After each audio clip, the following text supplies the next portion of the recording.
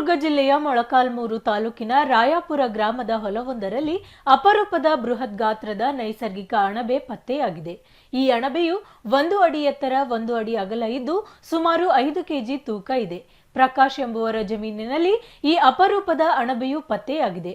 ಮಳೆ ಬೀಳುವ ಸಂದರ್ಭದಲ್ಲಿ ಫಲವತ್ತಾದ ಭೂಮಿಯಲ್ಲಿ ಅಣಬೆಗಳು ಹುಟ್ಟಿಕೊಳ್ಳುವುದು ಸಹಜ. ಆದರೆ ಈ ದೊಡ್ಡ ಪ್ರಮಾಣದ ಅಣಬೆ ಸಿಕ್ಕಿರುವುದು ಇದೇ ಮೊದಲು. ಅಷ್ಟೇ ಅಲ್ಲದೆ ಇದು ತಿನ್ನಲು ಯೋಗ್ಯವಾಗಿದೆ. ಸಾಕಷ್ಟು ಜನರು ಬೃಹತ್ ಅಣಬೆಯನ್ನ ಕಣ್ತುಂಬಿಕೊಂಡರು.